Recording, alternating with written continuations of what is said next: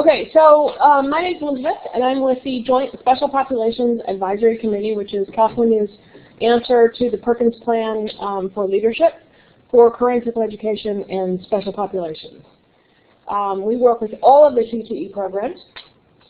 This is the plan, and we have the committee. It's about K-12, community college, and adult education. So we try to bridge all three and work with all three. You've been to a workshop, yes? Sounds familiar. I recognize the voice. The voice I recognize.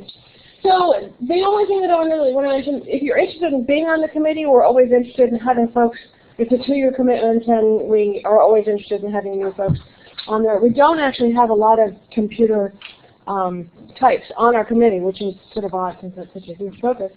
And the 2-year plan, which is California's answer to the Perkins legislation, it's the 08 to 12 CTE state plan.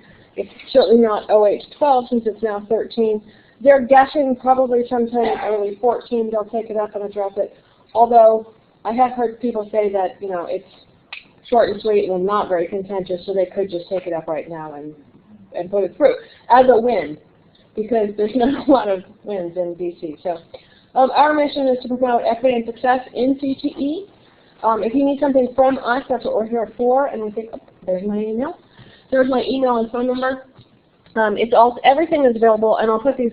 Are you going to put out PowerPoint somewhere? What's being recorded is the PowerPoint and your voice. Okay, so and it'll be up on your website. Mm-hmm. So you have all the information. You don't have to take notes, whatever. You can contact us. We do workshops and work with schools around the state. But if you need other information from me, let me know, or more materials. Our committee monitors from the CDE and the Chancellor's Office, and then our project and fiscal management. And then we also work with this California Community College Special Populations Collaborative.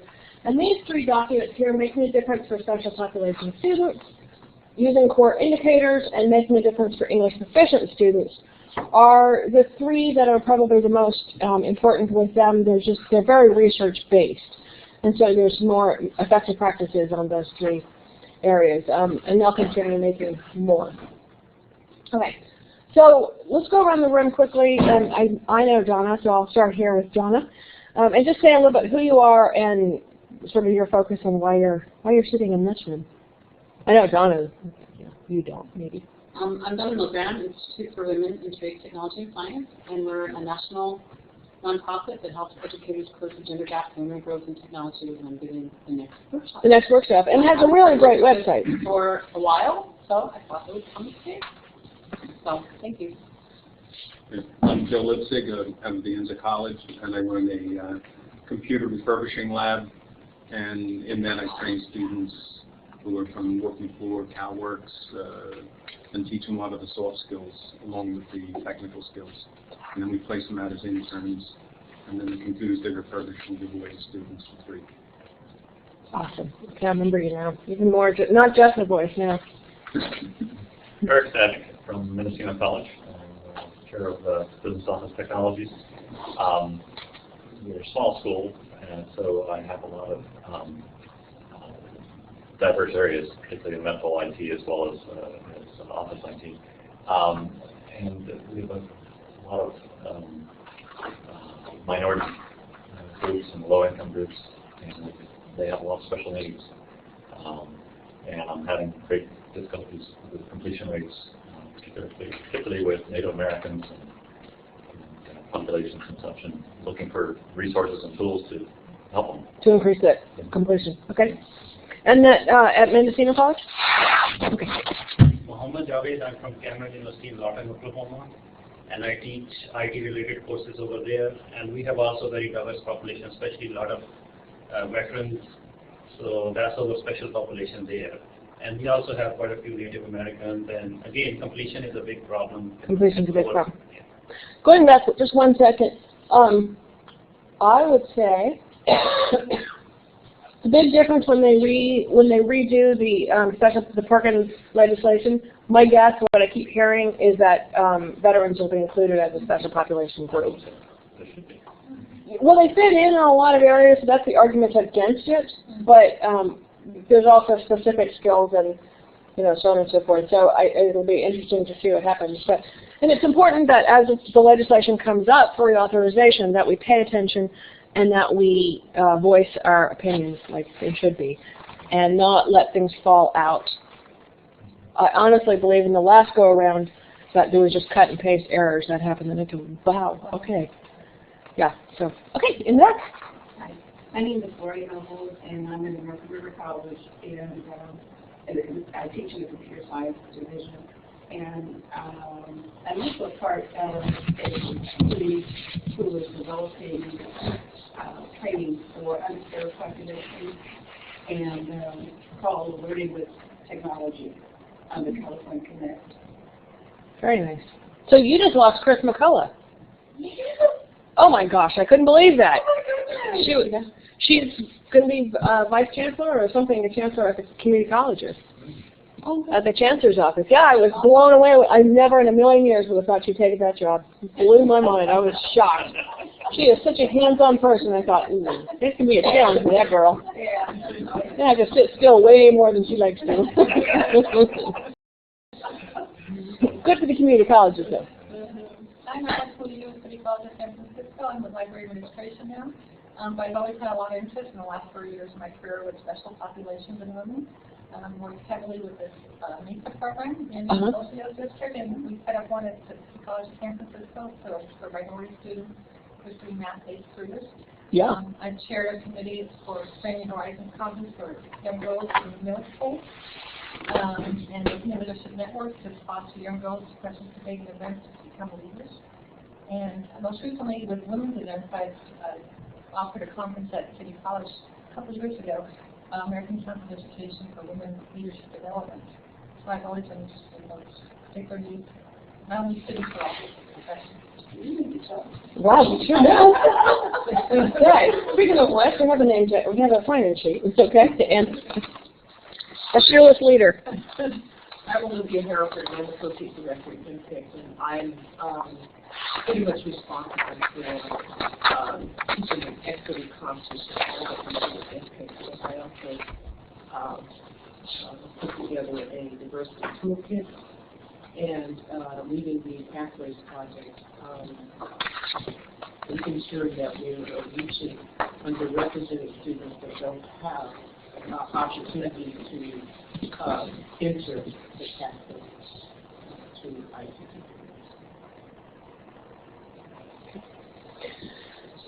And your toolkit's online, yeah? Mm-hmm. So do we have access to that? Yeah, you and Donna are all over it. I know we are, but do they all have access? Yeah, it's on the first page of the website. And does everybody have access? Does everybody know where that website is? INPIC.org. And we have a link of all of our tools and research. And it's growing rapidly. It is growing. Yeah, it's really great to watch it. Yeah, and actually, I don't know if you all are saying for Donna, but her website is fabulous as well. So we actually have it in our other workshop, and it's on our website. A link to it. Okay, so how many of y'all work with the data at your schools for programs? Okay. So the data is, within Perkins, we ask that you all look at the data before you start trying to make program improvements and find out where it is that the problem actually exists. Frequently we'll see schools who are looking at a program and starting to implement services, and they're not quite striking at the right place. You know, it's either it's not really a retention issue, it's actually a recruitment issue, or it's not a single parent program. They don't actually need bus vouchers, they need, book vouchers, things like that. And so we really want folks to really look at the data and be really clear in how where the problem is, and look at it, make sure that the data is disaggregated, and then it answers all the questions. Is it equitable services? Are the services equitable? Are the students succeeding at the same rates? So on and so forth. And the final thing, and this really comes out of both the Perkins State Plan, but also the the Perkins Plan, but also the California State Plan. Are you meeting the needs of the labor market? How many of you know students who finish their careers? It's much less in ICT, and they finish their college degree and then they can't get a job. I see it far more often than I would like to, and it's because we're pushing these programs. In fact, here in California, there's the lawsuit for the culinary programs. All the private colleges that are pushing the culinary programs, that they don't, A, don't need the degree, and B, there are no jobs out there when they graduate. And so we have this imbalance of where the programs are and where the jobs are. And so be, cautious when you check, and train your students to check where the jobs are. We're going to look at just a little bit of data, and for those of you that were here this morning, my apologies, but we're going to do the same thing. 75-25 gender rule. If a job has less than 25% of one gender, then it's considered non-traditional by gender. And then the ethnicity rule, so that is, if you have 70% Hispanics in your community, but you only have 3% enrollment in a program, there's an imbalance there that is really direct. And those of you who, whether it's veterans or what have you, it doesn't make any difference. You need to know what the starting point is versus what your enrollment is. So plus or minus 10%. So this is actual data. It's not Sacramento City College data, but it is actual data. But I did take Sacramento City College's course codes because it's easier to sort of visualize it if it actually makes sense to you. So if this was your data, what ideas would come to mind as you're looking, if this were your own data? Whether you can put in, instead of veterans, you can put in, instead of females, you can put in veterans. But imagine, what questions would come up? She's shaking her head. And why are we losing those women so fast? The rate of loss is incredible compared to men. Yeah. Half of the men, you lose what? 90% of women. Yeah. And the thing that's shocking to me is this right here.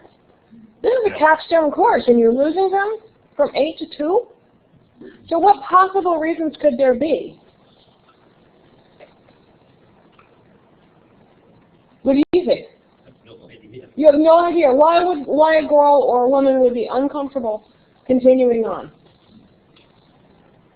I have tried to find a reason, but I haven't been able to narrow it down to any specifics yet. Okay. What about the rest of you? What did I say? Sometimes it could be content in the course. Could be content. There's very sound like it. Often females want something more black and white versus, sometimes. Okay. Generally, we're going to find that they're going to find that they don't like the content farther up here than by the time they get down here. Clearly, they're capable of doing the work. Sure. Could there be different teachers? Absolutely. Could there be an atmosphere within the environment that says, we're not welcome? It could be identity. Could be what? Identity, and would they think of themselves in that role, Mm-hmm. They can't really imagine themselves succeeding in this role. They're like, one of the themes is, back to what they did in World War II. They showed a woman doing Rosie the Riveter. Rosie the Riveter, absolutely. So there needs to be some role models. What did you say? Maybe have a project for the activities or design. Mm-hmm. The chilly classroom idea, where it's the content, it's the delivery, it's all of these things. And so we really need to start looking at all of it. And I want you to start thinking about data and looking and seeing what the problem is. I'm not saying there is an answer. There isn't one answer. And what you're going to find in your classroom is going to be different than what Eric is going to find in his classroom. Is it Eric? Yeah, correct. Okay. So it's not either, that means, right? So it's going to be hard that you have to actually look and see and address the issues specific to your classroom and specific to your students. And of course, you're in Oklahoma. It's going to be a completely different picture than what you find in California or Oregon. I teach two courses, like one is a prerequisite for others. Whoever takes the first one takes the second one. Mm-hmm. So loss is not in my courses, it's some other courses they are having. Especially programming is, I think, so they're completing your courses, but they're not completing the program. So you're not going to look at your courses as much. You're going to want to start addressing, so what is it that's happening in that pipeline from here to the next? And, it could be welding teachers, right? Because we know you're perfect. Or they wouldn't be taking the second one, right? If you were creating a hostile environment, they wouldn't necessarily take the second one. Yeah. Yeah. So clearly the hostility is not there, but there could be other reasons. So are they required to take the, what's the requirements? What are the requirements? What certificates or degrees is the 270 course in, versus the 110 course? Right. So you have to look at all that kind of stuff and see where is the pipeline, where is the breakdown. But you've got to, can you see why you have to really start with the data? Why I need to actually look and see where the pipeline is spewing out. Because they could be just really better at their jobs at the medical office, or wherever they are. They're not really getting a degree. They don't want to. It's not over department. It's like we have a lot of math requirements. That's where might be the problem. Right. It could be math. So it could be a math deficiency, or a math phobia, or not.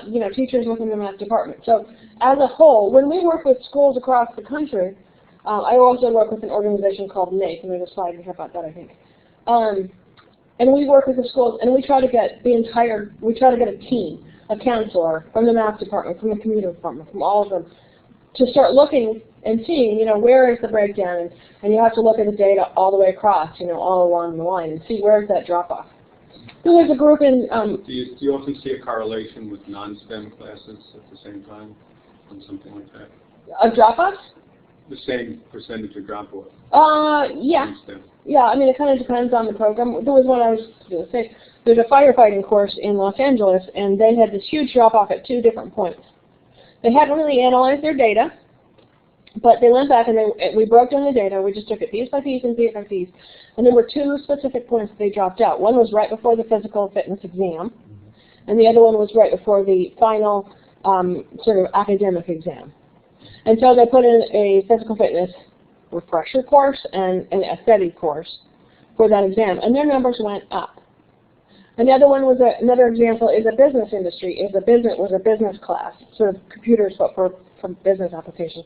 And they had it was 4 courses to complete the certificate, and there was a drop off halfway through.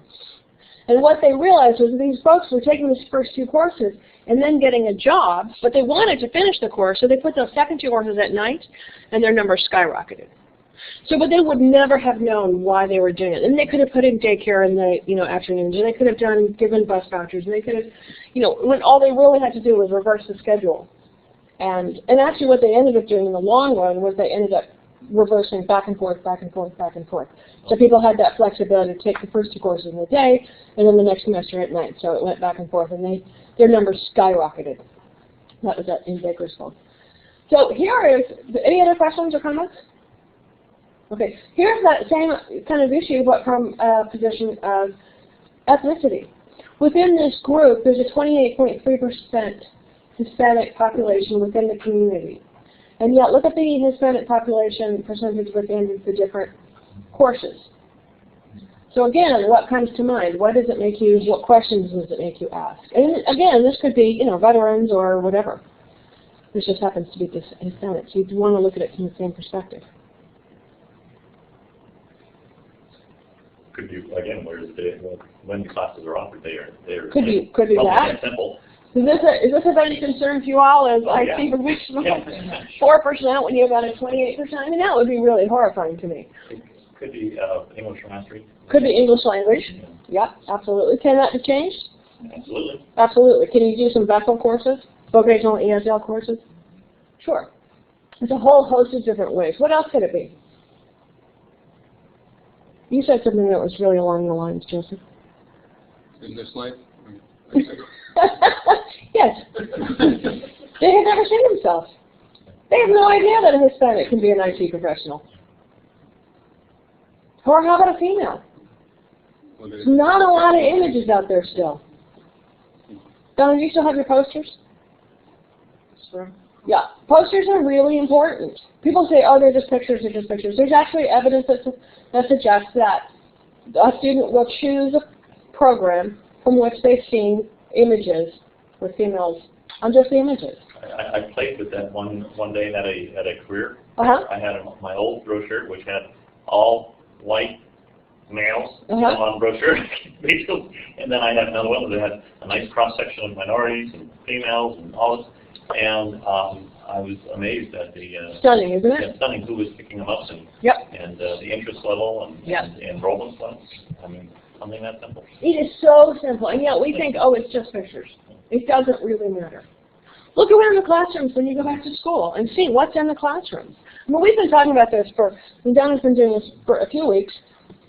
I've been following her trail right behind her for a few weeks, and I still walk into classrooms and I see, you know, white male firefighters and, you know, female nurses, and I'm thinking, really? I had to argue with our marketing person to get them to change the pictures.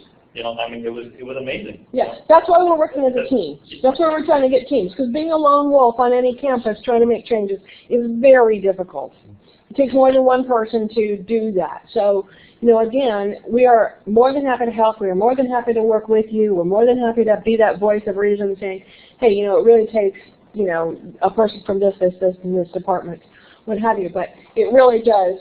Sometimes you have to say, look, marketing folks, chocolate helps, Starbucks helps, you know, bribery, all works, part of it. Okay, so what else about this data would concern you? I'm seeing a 32.41, which is above, Mm-hmm. and I worry that that's secretarial purpose. Sure it is. And that's Sure. Absolutely. I would say exactly the same thing. Where are the jobs leading to? What are they leading to? How about this versus this? The auto versus the nurse's aide. In a gender equity workshop. This data is not broken down by gender. Right. So try to really get it broken down as far as you can, so you really know the picture. Because my guess is these are women, these are men. That poor guy is probably a single guy. You know, it's really probably going to tell you a different story when you break it apart by gender. So that also needs to happen. And then here's just for, you know, for grin. This is the hourly. IT pays a little more. Turns out, who knew, huh? Besides you all. Okay, so this is a very blurry picture from the National Science Foundation. I apologize, I just blew it up way too big so you could see it. But this is computers. Kind of tanks. This is 66, 76, 86, 96, and 06. Women getting degrees. Bachelor's degrees earned by women in selected fields. It's a little bit daunting. So we sort of need to, and again, here's sort of the same trend starting in math. Not nearly as dramatic, but so it, you know, back to your, it could be the math department as opposed to the computer department. I mean, I have been at several schools. I mean, as a student also, was the same issue with females, especially dropping out of the computer science program. But math was okay for them, but computer science was a little bit harder. And why do you think that is? Do you think they're not as intellectually capable of it? Not that, I'm not too sure. That's why I said I don't know exactly the reason. You know, I guess the question I would have about that last slide is, since we're talking about completion status, is that selective? In other words, how does that compare with the women who started degrees? Is it a attraction issue or a retention issue? Good point. Yep. I would say it's probably both. But certainly, I mean, you went through it and you saw them all dropping out? Or lots of high dropout rate? Yeah. Donna? Can I make a plug? Please. So in the workshop, I'll be giving up talking about differences in female learning style, and I'll be focusing on tech. And so it might have to do with the fact that they're not, the traditional way that IT is taught is not engaging to the majority of females. So that might be the reason why. So stay for the for the next workshop. I mean, this whole track is sort of the same. But also, if you're not getting them in, how can that be? You have to, again, you have to go back and you look, and you have to look at your data and say, are your students coming into the classroom like that? The earlier slide that, you know, it showed we had started with 33 and ended up with 8%. That's a frightening statistic to me. Those are real. That's real data. This is real data. So it's a two-pronged problem for sure. Well, it's just multifaceted, but retention and recruitment are both need to be adjusted. You make a really good point. It's like basic, you know, we're supposed to all be using problem-based learning. It's basic problem solving. You can't solve the problem until you know the root. When you know what the problem is. You have to know what the Otherwise, problem you're is. solving a symptom and it's really not the answer. Right. Also, you're covering nights with that, or if it's day class, you know. Those are 4-year degrees issued. So these are probably both. If they go at night and finish up, you know, men have more money generally because they earn more. Damn them. So, you know, those are factors. Mm-hmm. So if it's a retention issue, then you have to go back and look at it and say, okay, so what are we doing, and how do you find out why they're dropping out? torture them and make them tell you. Yes, torture them and make them tell you. You have to call them up and say, why did you drop out? And does it cost money and does it take time? Yeah, it kind of does. Is it important? Is it relevant? Is it valuable? Absolutely. That kind of research is invaluable. And you can't talk to the ones that are in your classroom about why they dropped out. They're in the classroom. What do they know? They might not have 2 children. They might need, those women who are dropping out, there could be a plethora of reasons, but they could have family issues, family pressures. Lots of women still, particularly those from different cultures, have societal pressures to not continue. But here... Well, even preemptive counseling, with them, sometimes they're smart because you've talked to them and they do poorly on an exam or a report or something like that, and there has to be some other reason. Yeah. Yeah. And if you don't do something, you're going to lose them. Yeah. And we talked about this before in the other workshop, but women have to know like 90% or more to apply for a job or to apply for a fellowship or apply. Guys, it's around 50%. But now I can apply for anything. Like the worst thing can happen is what? They say no. Women are like, no, same thing. A guy can get 1% above a failing grade and he's going to continue. A woman gets 1% above a failing grade and she's like out the door. She's not going to take that next class. So we have, but should she? Absolutely. Should she, if she got 1 percentage point above the failing grade, should she continue? Absolutely. Sure, because that second semester is going to be solidified in the third semester possibly. And then it may wash out that she just doesn't want to do it, she doesn't like it, she doesn't want to study enough, whatever. I mean, there's lots of reasons to drop out of school. But there could also be very good reasons for her to continue. So this slide is the average scores on AP tests in math and science subjects by gender in 2009. Clearly shows that women are capable of doing these programs. Right? Computer science AB, same score. Computer science A, ooh, look at that higher score. What's the math? Calculus, higher. Biology, so.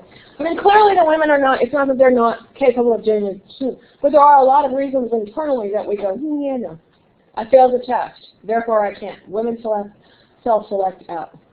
Okay, so here is the NAEP STEM Equity Pipeline affiliate membership slide. There's information, it'll be on the NPIC's website. Great bargain, it's $100 a year for your organization because California is a member. So $100, and it's got all sorts of research out there. Okay, if I could, I will do this. Okay. So for school and CTE improvement, I'm going to go through this really quickly, but usually these workshops are a little longer. And I forgot to take out the prompts. Okay, so are you using data? We hope that you are. We hope that you can continue, and we will be happy to help you with that, both in analyzing it, both in, in getting a team on board, whatever it takes. And then are you doing all the different things to recruit and retain your non-trad and special population students? Are you taking pictures of the slides? Yeah. It's so cute. I love that. It's so funny. I have a drive. You could just download it. Well, I know, and I will, but sometimes that's awesome. I like to look at it, You're right. That's when it's fresh in my mind. Technology is changing rapidly, isn't it? I tell you. Okay. So, are there all these different things? When you're looking at the data and you're analyzing, you start asking questions. Are you recruiting in groups, or at least trying to? Are you trying to get students to come in together? Because it's a whole lot easier to be the, one of three as opposed to the only female, black, Hispanic, I don't care what it is, right? Or guy, for that matter, if you're going into a nursing program or early childhood education or something. We're welcoming all these kinds of different questions. Okay. So, once we start, we look at their data, we understand it. So the implicit bias, anybody know what that is? I see that, Grant. Come on. Yeah, no, pull me up. It's just like you assumed it's a given, it's hidden. Yeah, it's hidden. We all have bias, right? Do any of us want to be biased? None of us really want to say, yeah, I don't really like fill in the blank. I don't want women in my class. But there's a lot of teachers who really don't want women in their class. That don't, and until we start pointing out to them, they're not even aware of it, right? It's rare that we, okay, never mind, I don't even go there. You're missing one point there. What? Tell me. implicit in what you're saying that it's men that do that. But Oh gosh, no. It's Gosh, very no. much so, yeah. women usually do it more so. Yeah. Okay, so are you all familiar with the study that just came out in the article is entitled "Scientists Your Bias is Showing"? Okay, Google that. It's amazing. It's a study that they took 2 resumes, identical resumes, and they gave them to hiring committees in a science organization, in lab. And one of them said, you know, Jane Doe, and the other said John Doe. And the bias was, I might expect the slides in here, I don't know if it's or not. The bias was just astonishing. It was so strong, it was absolutely shocking. Different money, different hireability, different abilities, different, I'm willing to mentor them, they're just simply not as capable. The women, hands down, 86% offered 86% of money, you know, I mean, it was shocking. But did the women and men, were they even aware of the bias? I did an evaluation of one of my medical IT faculty adjuncts, and there was 2 males in the class and the rest were females. And the way that she responded to their questions versus questions from the guys versus questions from the girls in the class was so different. Yeah. She wasn't aware of it at all. Not at all aware. I pointed it out to her, and she just totally wasn't aware of it. Yeah. Yeah, we're not aware. We don't want to be. There's research that shows that when a woman is talking, we check our watches more often than when a man is talking. And it doesn't matter if it's a male or female speaker. It's just sort of we value. One guy I was in a workshop, he goes, yeah, but women talk more. Maybe then. Maybe where. He said, there's a lot of evidence that women use more words. Okay. So what does this mean to our students? Because this is what we're talking about, right? So what? If there's an implicit bias against women or against veterans or against Hispanics or blacks coming into our classrooms, do you think they know it?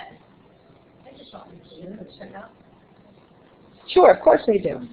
We're going to talk in a bit about micro-messages. Of course, we all know it, right? We all get the message that you're not so much welcome, even if it's just from the photographs on the walls or the brochures or what have you. There's always these messages that are coming in. So what do you do about it? You go back and you become aware of yourself, and you become aware, you know, you do these things. The implicit project, or Project Implicit, it's a test online for Harvard that Harvard put forward, and it's an implicit bias test. So did you ever do it? We did it actually. Oh, did you guys? We did it then. Summer we did it. Over the summer. Yeah. It's amazing. It's amazing. It kind of makes you feel uncomfortable a little bit because it's about ethnicities, it's about religion, politics, everything, and gender and career is one of them, and it's just kind of makes you a little squash. Kind of creepy. Okay, so micro messages. These are the spoken, unspoken ways, the unspoken ways in which we communicate information to people, right?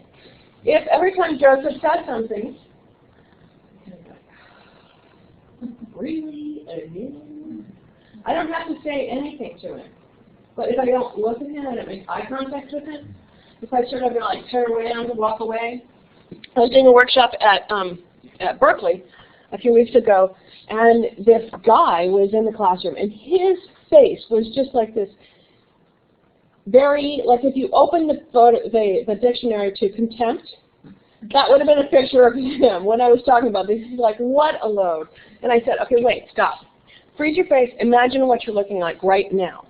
And he was really honest about it. And I said, how often do you do that when you're teaching? And this dawning sort of came through, and he goes, every time my students tell me something that is a wrong answer, or I don't want to hear that their dog ate their homework, or whatever it is, I give them this look. I go, how often, you give it to them 40 times a day, how many times do you think they're going to keep showing up, So it really does matter. But conversely, how about if every time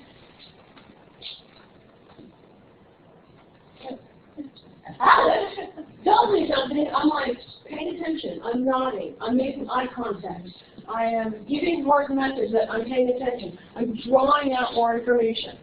What's the difference? I haven't said or done anything overtly different. And yet, what's the different experience is going to be? What's his student evaluation going to be different from hers? Same classroom content, same material given, same lectures, and how different is it going to be? Can you name a time, can you think of a time within yourself that you received or gave a micromessage that kind of makes your skin crawl a little bit? I can't. This is a really great book, Micromessaging, Why Great Leadership is Beyond Words.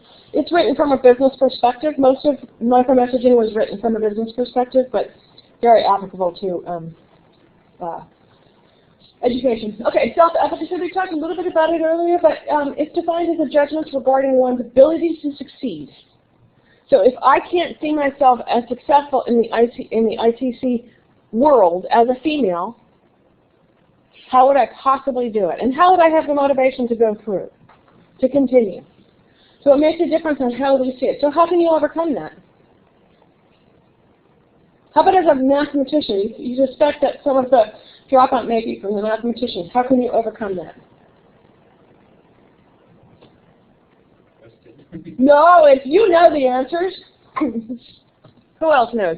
Well, I was thinking if you think that is it and it's coming up in the classroom, but you stop and take a moment and go into explaining that is the barrier that you think you. Sure, talking about it. Just simply talking about it.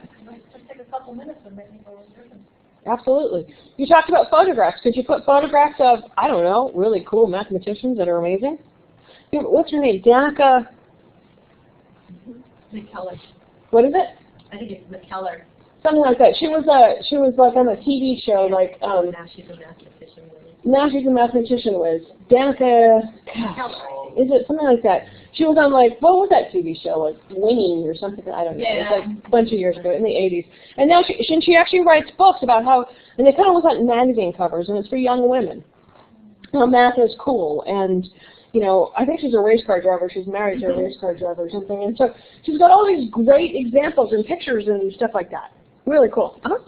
So one of the things that research shows helps promote self-efficacy and self-confidence for women is giving them hands-on rights in the very first week. So Harvey Mudd, who's increased the number of, the small college in Southern California, has increased the number of female students in computer science, and one of the things they did was actually have them do computer programming projects the very first week that were relevant and that actually did something. So that's one of the ways that you can raise self-efficacy. Yep. They have to experience success. They have to say, oh yeah, I can do that. They have to talk about the fact that what happened yesterday, you didn't know it yesterday and you do now. Incremental learning. All of these things, they kind of matter. They can't see it, point it out to them. Because honestly, I learned this actually when I was working with colleges, and I would say, tell me what you're doing right, so we can put it in this newsletter. And they're like, we're not doing anything. Like, what do you mean you're not doing anything? What about this program over here? And they're like, well, this is your job.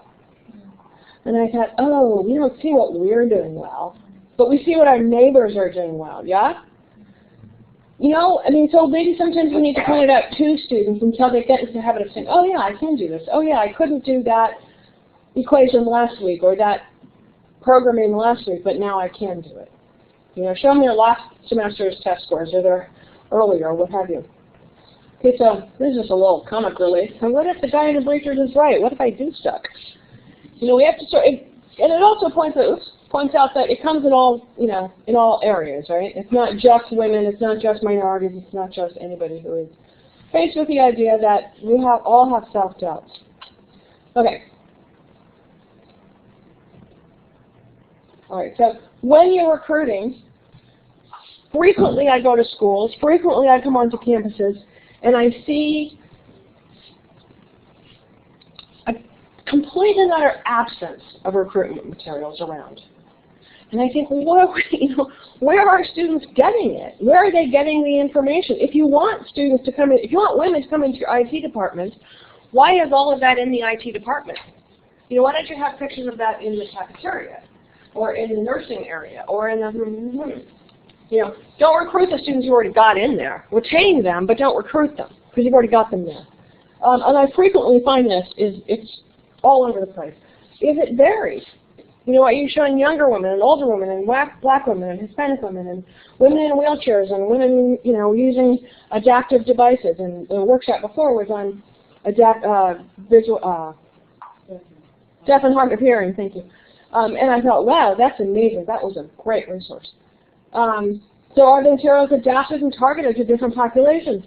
Again, go back to your data, see who's missing, and recruit those students. Don't keep recruiting the ones that are in your room already. Okay? And then is everybody on board? Like what you're talking about. It's a little hard to do it all by yourself. So is everybody there? Okay, so Bernice Sandler, amazing researcher and voice for equity, came up with the 18 ways to warm a chilly climate. She talks about how schools and campuses and classrooms can just sort of be a little bit of a hostile environment, and I think workplaces as well. And I'm not going to read them to you, but can you think of ways in which your own campus or your own work environment is chilly, or that you could have made changes?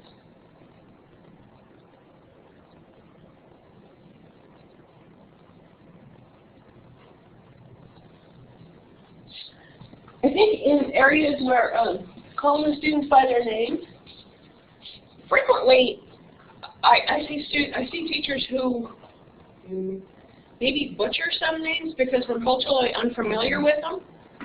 And I think it's great that you're trying to either learn their names or don't use anybody's name. You know, one or the other, because I think that it's somewhat odd to completely have your name butchered for the whole thing. So things like that, coaching all students. There's a lot of evidence that says that we generally coach to either men or to women, or to girls. We talk to them differently. It's like what looking at your wife when women are speaking. So can you think of any ways?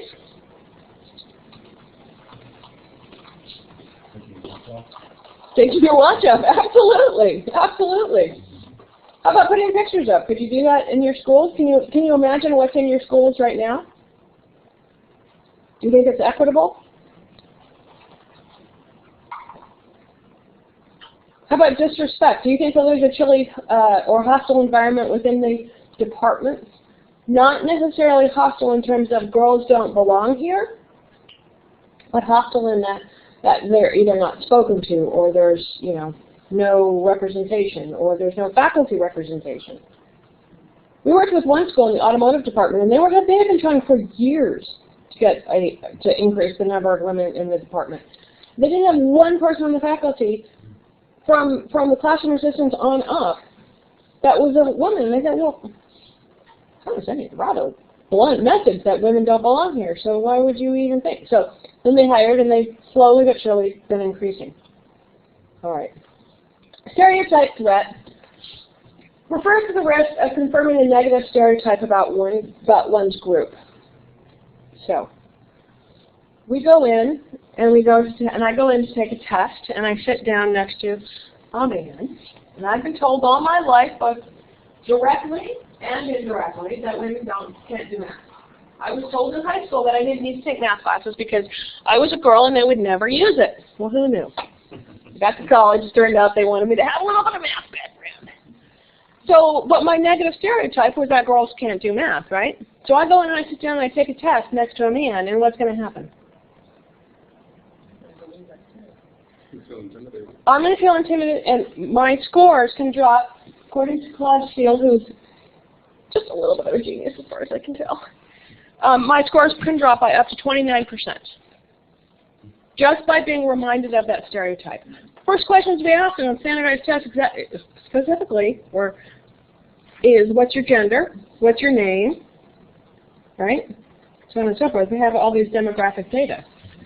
So it can drop. So here's a really great book, Wisdom with Only. Mindset by Carol Dweck is the mindset that we have a fixed mind or a growth mind. And I think they gotta go hand in hand together. If I believe that my brain is only this big and it can't expand, my knowledge, then I'm sort of stuck in this. And they're not the same, but they're very similar.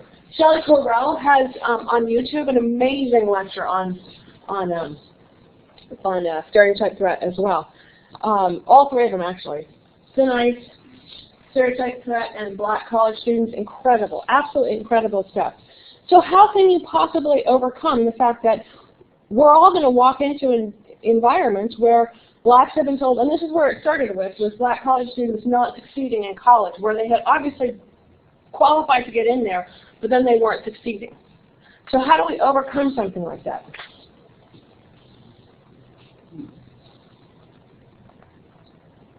There's a website called reducingstereotypethreat.org. They have 11 simple steps. They don't cost a nickel. Reframing a task. This isn't a test of your intelligence, it's a test of how much you know. Talking about it. Measuring that this isn't a test between you and you, it's a test of you, just this. So all is just really simple, really straightforward. But I think the biggest thing in Claude Steele certainly, well, okay, I learned everything I know from there, so just actually talking about it. Because most students are not aware of this, right? Most teachers aren't aware of this. We don't know it. Both amazing. Attribution theory. Y'all familiar with this? We attribute our successes and failures differently, men and women. Women, by and large, will attribute their successes externally and their failures internally. I'm going to say when I fail a test, I'm not smart enough. I'm going to say when he failed the test, the teacher was bad.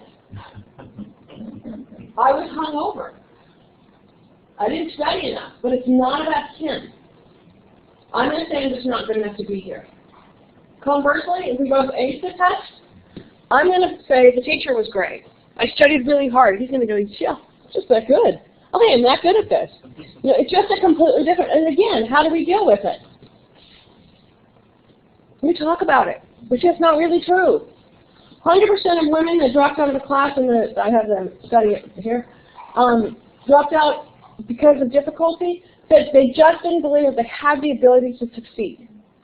It goes back to that same thing. 1% over a failing grade, a man's going to stay in. 1% over a failing grade, and a woman will not stay in. The whole attribution theory. We attribute the ability to be innate. There's a study where all this came from. Okay.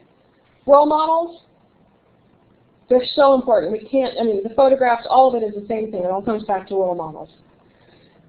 Having somebody within the department who actually looks like the students, speaks like the students, talks like the students, they don't have to be the teacher. In a school in Los Angeles, it was automotive again, actually, and it was at high school, and they had no women in their classroom, and what they really wanted was the Hispanic students were doing well. So they hired a bilingual aide, and the person that they hired happened to be a female, and their female enrollment skyrocketed because they were actually seeing, oh, I'm a lesbian there. That isn't just a boys' club. So all these kinds of things that can really make a difference. Family characteristics, it's talked about as one of the things that we can't change, but we certainly can educate and influence, right? Okay. Retention. Are we offering retention strategies?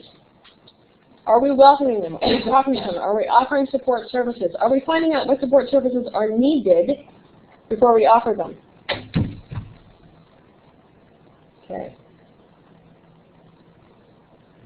Okay, so this is the wrong sentence for this workshop, but sorry about that.